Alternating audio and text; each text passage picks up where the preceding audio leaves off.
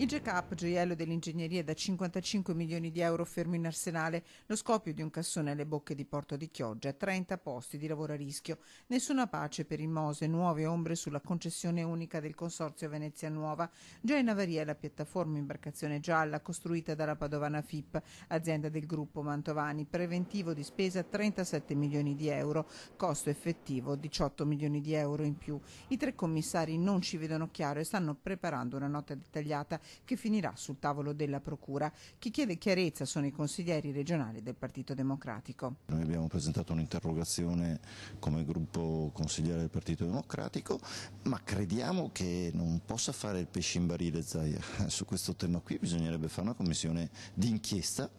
Fondi e risorse sottratte ai Veneti, un'opera da quasi 6 miliardi di euro che forse sarà completata nel 2018. Il Mose fa acqua da tutte le parti, insomma siamo di fronte a un'opera, una grandissima e grandiosa opera idraulica che però è stata in qualche modo inficiata da una serie di operazioni più o meno oscure. Chi forse non ha ancora detto tutto quello che sa è l'ex presidente del Veneto Giancarlo Galan.